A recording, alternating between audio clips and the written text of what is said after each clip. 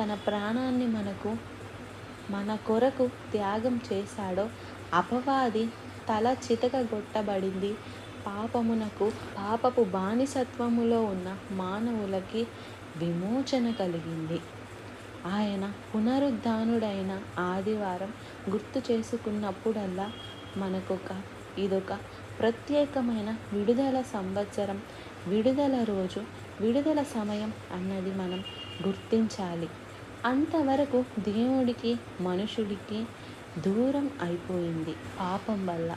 యేసుక్రీస్తు శిలువ ద్వారా దూరస్థులమైన మనల్ని సమీపస్థులుగా చేసి, దేవునికి సమీపస్థులుగా చేసి, మనిషికి మధ్య ప్రేమను పుట్టించి పాపమును తొలగించాడు గనుక ఈరోజు సంఘం పరిశుద్ధాత్ముని అభిషేకముతో ప్రారంభించబడిన సంఘం సాగుతూ ఉంది ముందుకి.